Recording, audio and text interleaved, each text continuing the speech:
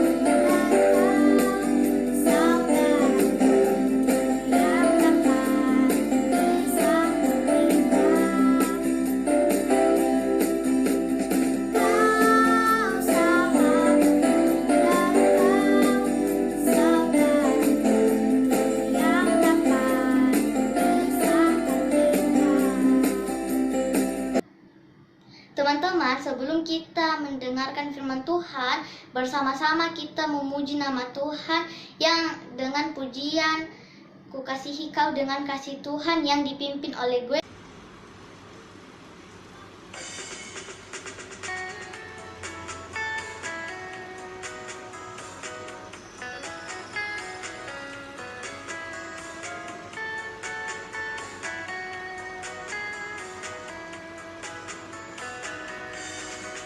Ku kasihi kau dengan kasih Tuhan. Ku kasihi kau dengan kasih Tuhan. Ku lihat di wajahmu kemuliaan Raja. Ku kasihi kau dengan kasih Tuhan.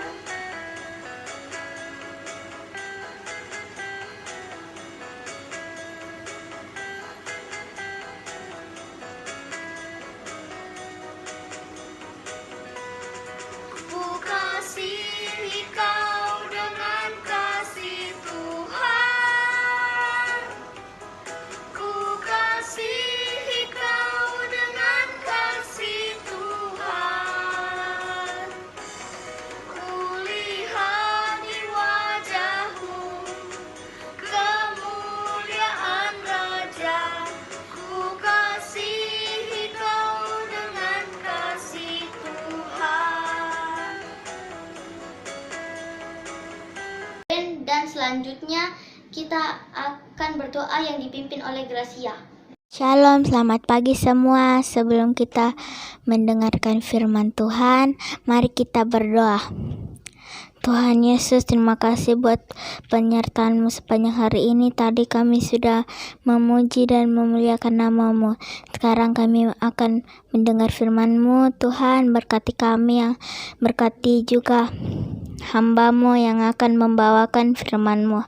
Dalam nama Tuhan Yesus, berkati juga teman-teman yang mendengarkan firman-Mu. Dalam nama Tuhan Yesus, haleluya, amin. Ya, puji nama Tuhan, shalom. Selamat pagi. Wah, bagaimana kabarnya semua? Dahsyat, luar biasa. Wah, puji nama Tuhan. Hari ini kita mau belajar firman Tuhan, tokoh teladan Alkitab, yaitu Raja Daud. Ya, kita mau belajar teladan dari satu tokoh Alkitab, yaitu Raja Daud. Nah, anak-anak pernah dengar tidak sih cerita tentang Raja Daud di Alkitab? Apa saja cerita yang kalian pernah dengar tentang Raja Daud? Wah, cerita yang terkenal adalah ketika Daud mengalahkan Goliat, ya. Nah, namun yang akan kita pelajari hari ini adalah teladan Raja Daud ketika dia membalas kejahatan tidak dengan kejahatan, tetapi Raja Daud membalas kejahatan dengan kebaikan. Ya, jadi pelajaran yang kita mau pelajari hari ini yaitu dari 1 Samuel pasalnya yang ke-26 ayat 1 sampai 25. Kita mau belajar teladan dari Raja Daud dari kitab kita, Alkitab kita, dari 1 Samuel pasal 26 ayat 1 sampai 25. Ya. Firman Tuhan judulnya adalah untuk kedua kalinya Daud membiarkan Saul hidup. Nah, anak-anak perhatikan Alkitabnya di rumah, ya. Miss akan membacakan firman Tuhan bagi kita sekalian. 1 Samuel pasal 26 ayat 1 sampai 25, firman Tuhan berkata demikian. Datanglah orang Sif kepada Saul di Gibea serta berkata, Daud menyembunyikan diri di bukit Hakhila di padang belantara. Lalu berkemaslah Saul dan turun ke padang gurun Sif dengan 3.000 orang yang terpilih dari orang Israel untuk mencari Daud di padang gurun Sif. Berkemahlah Saul di bukit Hakhila yang di tepi jalan di padang belantara, sedang Daud tinggal di padang gurun. Ketika diketahui Daud bahwa Saul datang mengikuti dia ke padang gurun, disuruhnyalah pengintai-pengintai. Maka diketahuinya lah bahwa Saul benar-benar datang. Berkemaslah Daud, lalu sampai ke tempat Saul berkemah. Waktu Daud melihat tempat Saul berbaring dengan Abner bin Ner, panglima tentaranya, Saul berbaring di tengah-tengah perkemahan, sedang rakyat berkemah sekelilingnya. Berbicaralah Daud kepada Ahimelek, orang Het itu, dan kepada Abisai, anak Seruya, saudara Yoab, katanya, siapa turun bersama-sama dengan aku kepada Saul ke tempat perkemahan itu? Jawab Abisai, aku turun bersama-sama dengan engkau. Datanglah Daud dengan Abisai kepada rakyat itu pada waktu malam, dan tampaklah di sana Saul berbaring tidur di tengah-tengah perkemahan dengan tombaknya terpacung di tanah pada sebelah kepalanya. Sedang Abner dan rakyat itu berbaring sekelilingnya. Lalu berkatalah Abisai kepada Daud, pada hari ini Allah telah mempercayakan musuhmu ke dalam tanganmu.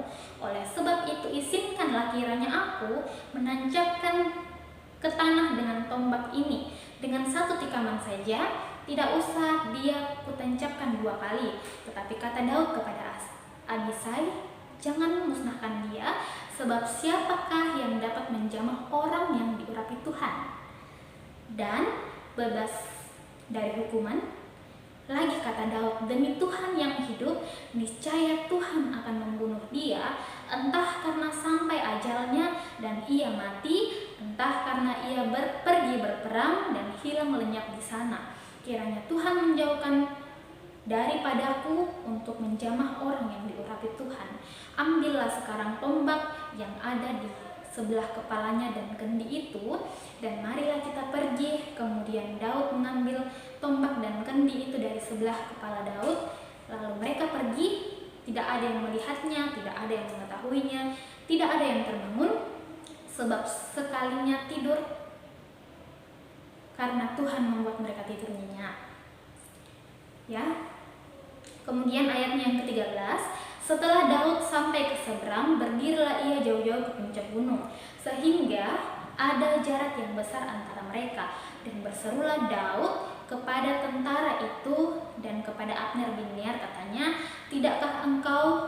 Menjawab Abner. Maka jawab Abner, katanya, siapakah engkau ini yang berseru-seru kepada raja? Kemudian berkatalah Daud kepada Abner, apakah engkau ini bukan laki-laki?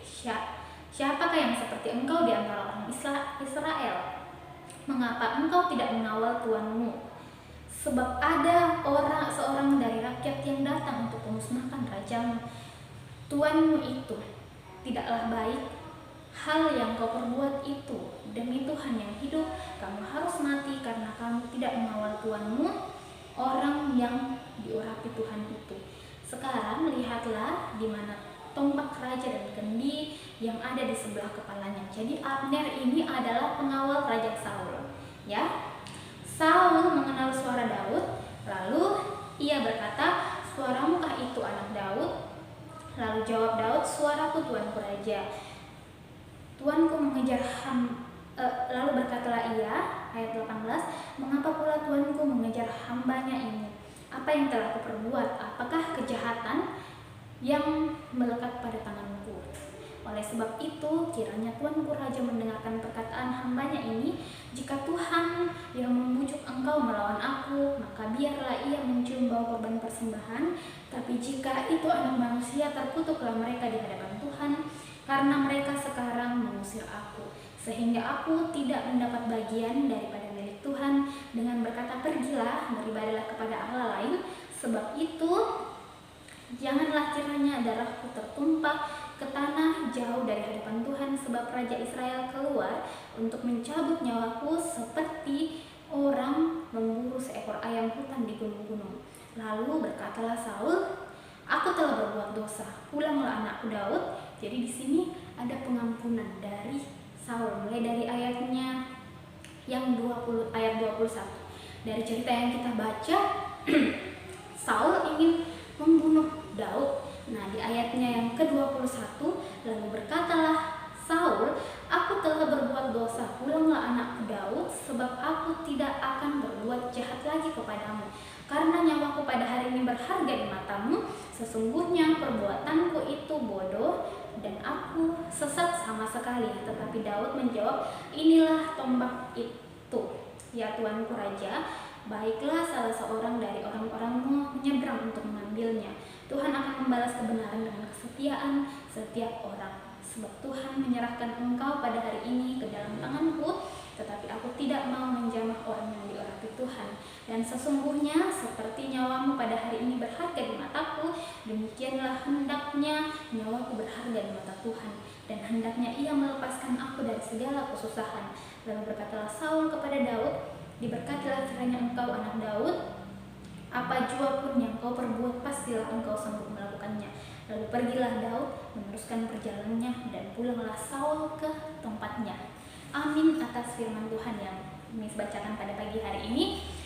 Ya, firman Tuhan ini menceritakan bagaimana Saul mencari-cari Daud untuk dimusnahkan. Ya, di awal pembacaannya kita di situ dikatakan bahwa ketika Saul mengetahui tempat persembunyiannya Daud, dia menurunkan 3.000 prajurit untuk menangkap si Daud ini. Nah, kira-kira kenapa sih Saul ini ingin membunuh Daud? Ya, karena Saul ini merasa iri kepada Daud. Ya, Daud pada waktu dia mengalahkan Raja Goliat, diangkat menjadi kepala prajurit oleh Saul.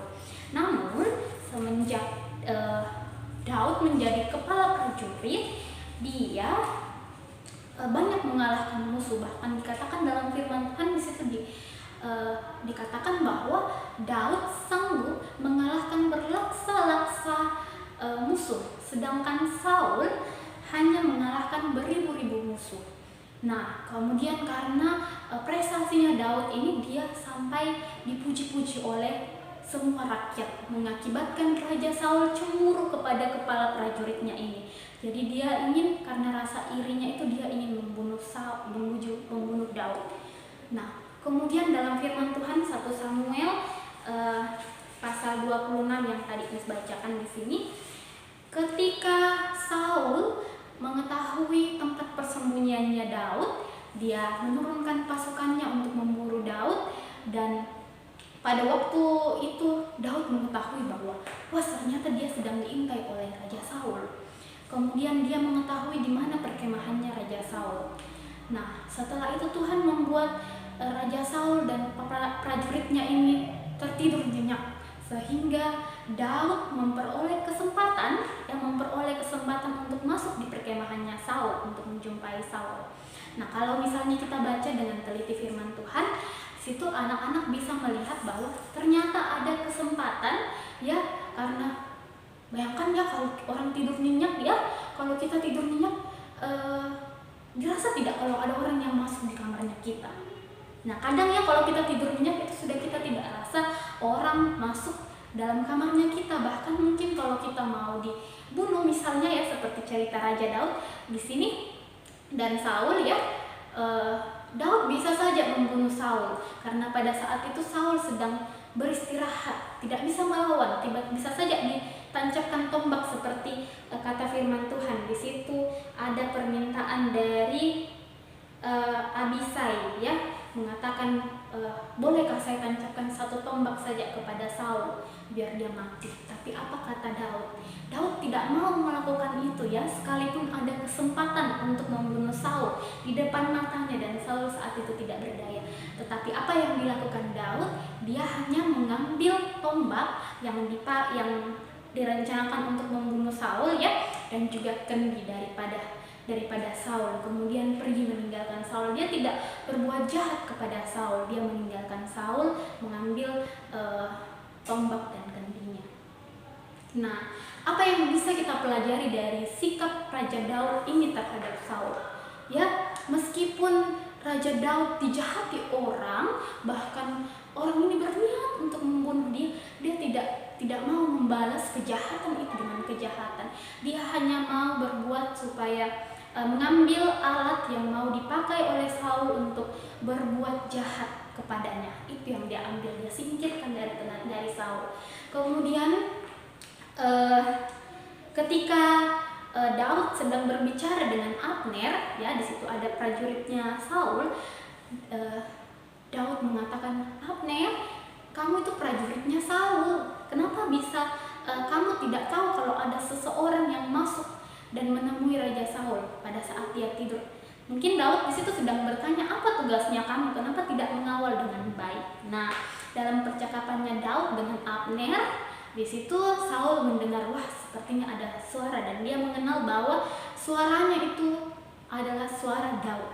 Nah, setelah itu Raja Saul keluar dan mendengarkan percakapan Abner dan juga Daud. Nah, dari percakapan itu dia mengetahui bahwa ternyata Daud ini punya kesempatan untuk membunuh saya pada saat saya tidur nyenyak. Ya, dia bisa saja menancapkan tombak itu dan membunuh saya ketika saya tidur nyenyak karena tidak ada yang melihat.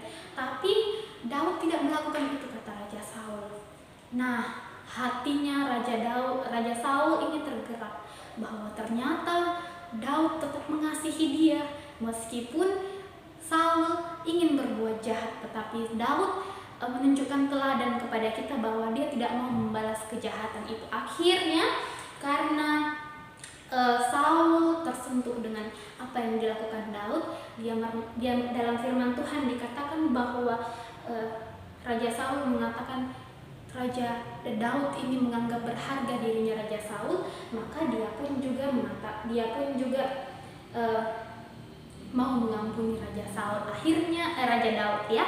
Akhirnya Saul membiarkan tidak lagi berniat untuk membunuh Daud, ya. dia membiarkan Daud untuk pergi dari hadapannya, dan juga Saul kembali lagi ke tempat tinggalnya. Tidak ada lagi dendam, dia mengampuni Daud karena dia belajar dari teladan Daud. Meskipun dia benci, dia iri, dia ingin membunuh Daud, tetapi Daud tidak melakukan hal yang sama sekalipun ada kesempatan. Tapi Daud tidak melakukan hal yang sama dengan Raja Daud. Nah, anak-anak di rumah, kita belajar dari Raja Daud bahwa tidak harus kejahatan yang kita terima itu kita balas juga dengan kejahatan. Mungkin anak-anak di rumah pernah mengalami kejahatan atau mungkin pernah diejek-ejek dan itu merasa sedih sampai mau dibalas itu teman-temannya yang berbuat jahat kepada kamu. Tapi di sini firman Tuhan mengajarkan kepada kita bahwa jangan membalas kejahatan dengan kejahatan. Kalau ada teman-temannya yang mengejek kita, mari kita berserah kepada Tuhan. Kita doakan mereka supaya jangan dibalas dengan mengejek, tetapi kita doakan mereka, kita tinggalkan mereka, kita tidak usah mengikuti ejekannya dia ya.